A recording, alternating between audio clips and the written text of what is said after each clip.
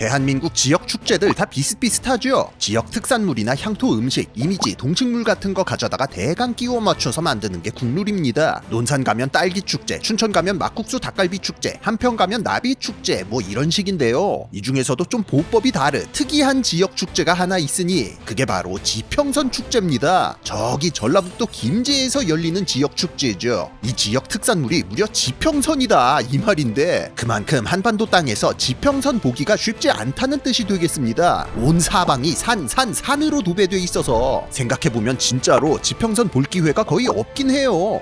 솔직히 너무 불리하죠. 대체적으로 어떤 문명이나 국가가 번영하기 위해서는 넓은 평지와 큰 강, 안정적인 기후가 뒷받침돼야 한다는 게 중론인데, 한반도는 이 모든 게 정확히 반대로 돼 있는, 중간만 가도 선방했다고 봐야 되는 그런 땅입니다. 다른 나라들은 널린 게 평지인데, 심지어 화산섬인 옆나라 일본에도 관동평야가 있는데 우리 조상님들은 왜 이런 땅에 스타팅 포인트를 잡았을까 이해가 안 될 정도죠. 근데 또 막상 살아남았다는 거, 중간보다는 훨씬 더 갔다는 거, 인간의 적응력은 한계가 없고 우리 조상들도 결국엔 이 땅을 이겨냈다는 뜻이 되겠습니다. 그렇다면 산은 우리에게 어떤 시련을 안겨줬을까요? 우리 조상들은 이딴 환경에서 어떻게 꾸역꾸역 생존해 왔을까요? 지식 해적단과 함께 알아봅니다.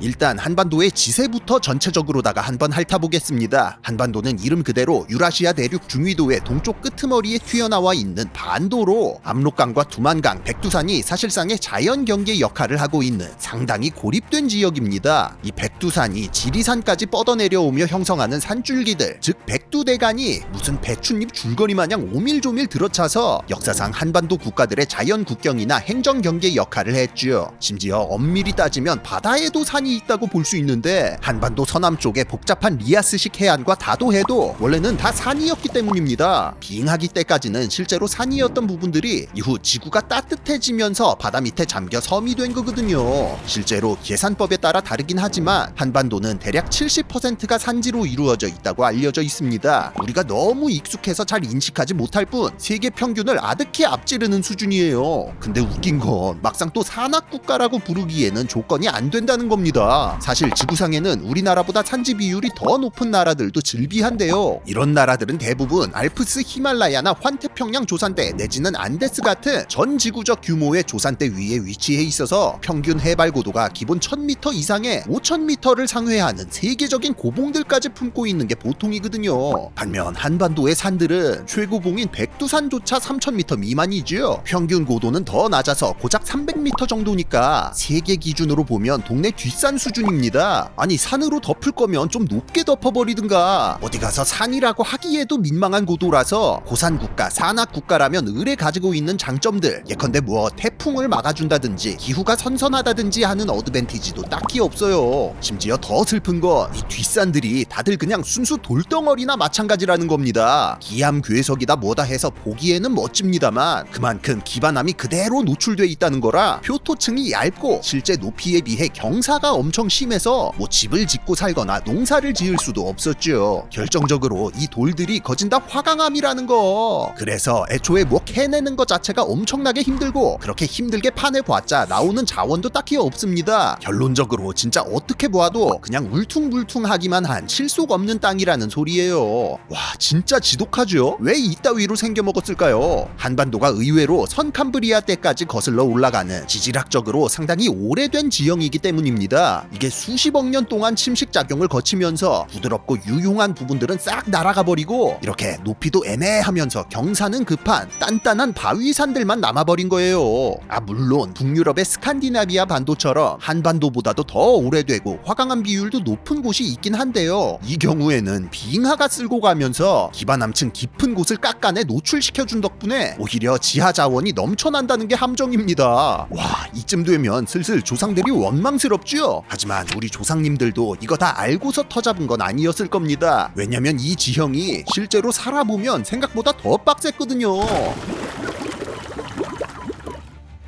일단 이놈의 땅은 지역 간에 이동하는 것부터가 개빡셌습니다. 우리나라 전래동화나 사극 같은 거 보면 특징이 있죠. 당초에 바퀴가 안 나옵니다. 뭐 과거 시험 보러 간답시고 떡 팔러 간답시고 먼 길 가는데 꼭 그걸 걸어서 가다가 호랑이 만나서 봉변을 당해요. 높으신 분들도 예외가 아니라서 그냥 말을 타고 다니거나 가마를 타면 탔지 바퀴 달린 건 코빼기도 안 보이죠. 근데 이게 우리 조상님들이 미개해서 그런 게 아니라는 거. 솔직히 이건 한국에서 운전해보신 분들이면 다 느끼실 텐데 이 땅은 애초에 바퀴 달린 게 다닐 만한 곳이 못 됩니다. 기본적으로 어딜 가나 언덕과 산이 있고 경사도 가파른 데다가 여름에는 폭우로 인한 산사태, 겨울에는 혹한으로 인한 빙판길 이벤트까지 발생하는 통에 현대 기계공학과 재료공학의 결정체인 자동차조차 항상 긴장해야 하는 곳이죠. 그런데 전근대에 이런 데서 마차를 끌고 다닌다? 상상조차 할 수 없는 일이었다고 봐야 됩니다. 길을 잘 닦아놓으면 되는 거 아니냐라고 일침하시는 분들도 있을 텐데요. 일단 아까도 말했지만 한반도 산들은 기본적으로 단단한 화강암질이라 깎거나 뚫을 수 있는 대상이 아니었습니다. 아니 지금 시대에도 터널이나 지하철 뚫다가 화강암 집안 나오면 오열한다니까요. 드릴도 다이너마이트도 없었던 시대에 이거 뭐 엄두라도 낼 수 있었겠습니까? 심지어 뭐 어찌저찌 우회해서 꼬불길 뚫어놔 봤자 앞서 말한 이벤트들 때문에 유지가 불가능했다는 거. 여름에 장마 한 번 오면 유실되고 겨울에 얼음 한 번 얼면 다 터져서 안 하는 이만 못한 게 현실이었습니다. 지금도 아스팔트 여기저기 터져나가서 1년 365일 보수공사해야 되는 환경인데 전근대 한반도 국가에서 도로공사를 시킨다? 이거 백성들이 반란 안 일으키면 다행이었어요. 그런 만큼 당연히 행정력에도 디버프가 시게 걸렸는데요. 옆 동네인 중국에서 거대 통일제국이 몇 번씩 들어서는 동안 이 좁은 한반도 땅에서 삼국시대다 뭐다 하면서 박터지게 싸웠던 게 다 이런 이유 때문입니다. 한반도보다 산지 비율 더 높은 일본의 경우에는 아예 한술 더 떠서 봉건제로 가버렸고요. 자, 이런 극한의 땅에서 수천 년간 담금질 당한 끝에 나온 국가가 바로 조선입니다. 길도 뚫지 말고 장사도 하지 말고 화폐도 만들지 말고 그 힘으로 그냥 농사나 지어서 자급자족해라. 세금 걷는 건 뭐 그냥 강물에다가 배 띄워서 수은으로다가 해결해라. 이런 농본주의 정책이 지금 우리 시선에서야 불합리해 보여도 사실은 전근대 한반도 환경에 최적화된 가장 합리적인 결론이었다는 겁니다. 실제로 이런 땅에서 500년 넘게 지방 세력들 다 틀어막고 중앙집권 확립했죠. 심지어 이 와중에 역으로 두만강까지 영토 넓혔죠. 이거 보통 고인물 아니면 불가능한 업적입니다. 새삼 조선이 대단하게 느껴지는 부분이에요.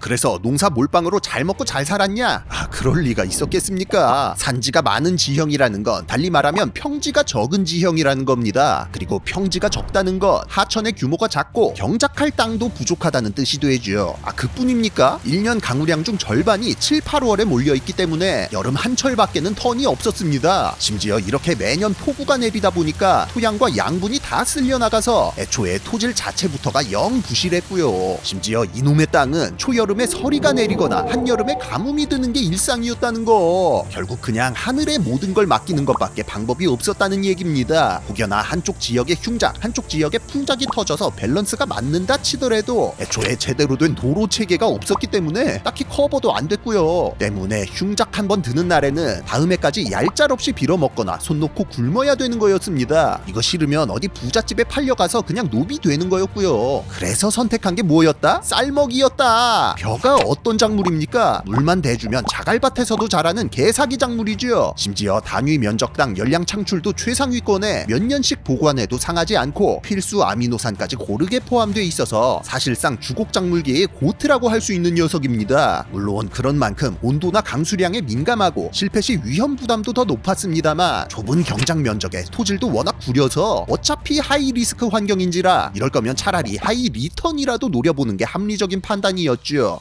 그러면 산도 많은 김에 차라리 알프스 산간 지역처럼 목축하면 되는 거 아니냐? 에이, 거기는 1년 내내 비가 꾸준히 와서 풀떼기 자동 수급되는 동네고 한반도는 여름철 폭우랑 겨울철 혹한 때문에 풀떼기조차 안정적으로 확보할 수가 없어서 벼 수확할 때 나오는 볏짚이랑 도정할 때 나오는 쌀겨, 기름 짜고 남은 깻묵에 논두렁에 난 잡초, 산에서 주워온 도토리까지 싹쓸이 해도 밭일하는 소 한 마리 겨우 먹이면 다행인 곳이었습니다. 보너스로다가 가축 잘못 키웠다가는 지식해적단은 호랑이 출몰 확률 2배 이벤트까지 확정이라서 고기 좀 먹어보려다 내가 고기가 돼버릴 위험성까지 있었고요. 결론적으로 당장 내년을 생존하기 위해 온 나라 온 백성들이 1년 내내 농사만 지어야 됐다는 거. 뭐 상업을 천시했다느니 과학을 도외시했다느니 하면서 폄하하시는 분들이 있는데 이 시대에 살았으면 누구라도 딴 생각 안 하고 오로지 농사에 모든 걸 베팅할 수밖에 없었을 겁니다. 오히려 이런 지형에서도 아득바득 생산량 끌어내고 환곡 제도로다가 비축미까지 저장해가면서 동시대 비슷한 영토 크기의 웬만한 국가들을 압살할 정도의 인구를 부양했던 조선이 대단한 거였다고 봐야죠.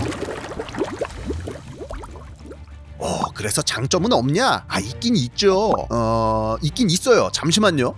그래. 원주민도 이렇게 살기 빡센데 외부 세력들한테는 더 빡셌겠죠. 덕분에 예로부터 주변에 수많은 세력들이 한반도로 쳐들어왔습니다만 무력으로 완전 정벌해서 흡수까지 성공한 경우는 단 한 번도 없었습니다. 지식해적단의 지난 영상 흑각궁 편에도 나왔지만 이 가파른 바위산들이 또 방어자 입장에서는 이점이 상당히 많았거든요. 일단 길 자체를 안 만들어 놔버리니까 침략자 입장에서도 진군하기가 매우 불편하죠. 거기다 산 중턱에다가 돌이랑 흙으로 대충 둘러놓으면 남들 쓰는 재료의 반의 반만 갖고도 성 하나 뚝딱이라서 여기서 활이랑 돌팔매로 우주방어 들어가면 웬만해서는 뚫기가 힘들었습니다. 특히나 유목민족들 같은 경우에는 말 타고 와야 되니까 압록강 얼어붙는 한겨울에 주로 쳐들어오는데 아무리 추위에 강한 친구들이라지만 이쯤 되면 얘네 입장에서도 지옥의 타임어택 시작이거든요.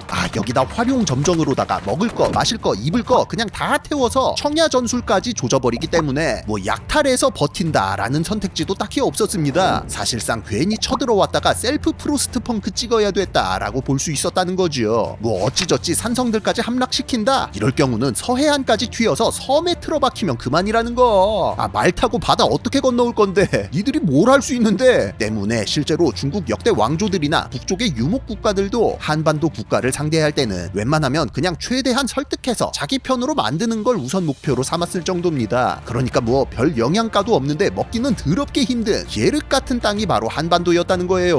또 뭐 굳이 장점이 하나 더 있다면 물맛이 참 좋습니다. 뭐 이딴 걸 장점이라고 내세우냐 하실 수도 있는데 이거 진짜 무시 못하는 게 전 세계에서 우리나라처럼 찬물 벌컥벌컥 마시는 문화권이 거의 없습니다. 굳이 따지자면 옆나라 일본 정도? 물론 여기도 산지가 80%를 넘는 울퉁불퉁한 땅이라는 공통점이 있지요. 실제로 유럽이나 중국, 기타 다른 문화권에서는 흔한 우물이 한반도에는 잘 없는 편이거든요. 정확히는 땅을 필사적으로 깊게 파지 않아도 물이 터져서 담만 둘러치면 그게 우물이었습니다. 애초에 근처 냇가나 샘물 같은 데서 상시 맑은 물이 콸콸 나왔기 때문에 이마저도 굳이 잘 안 파는 편이었고요. 가파른 산지와 화강암 지반, 많은 강수량 덕분에 지하수가 자연적으로다가 필터링돼서 무한 공급됐기 때문입니다. 산간 지역 근처면 진짜 뜨자마자 바로 마셔도 될 정도였어요. 또한 이 덕분에 항시 물이 필요한 논농사를 주력으로 삼았음에도 치명적인 수인성 전염병이 상대적으로 적게 발생했다는 거. 전근대에 쌀을 재배하던 문화권들은 보통 고인물에서 자생하는 여러 병균과 해충들로 인해 심심하면 전염병이 창궐해서 기껏 늘려놓은 인구를 도로 리셋해버리기 일쑤였는데요. 한반도는 기본적으로 물이 맑고 깨끗한 데다가 매년 겨울 시베리아급 강추위가 찾아왔기 때문에 오히려 해충이랑 병균들이 1년에 한 번씩 삭제당하는 곳이었습니다. 사람들도 살기 힘들지만 그만큼 동물들도 심지어 병원균들도 살아남기 힘든 곳이었다는 뜻이 되겠지요.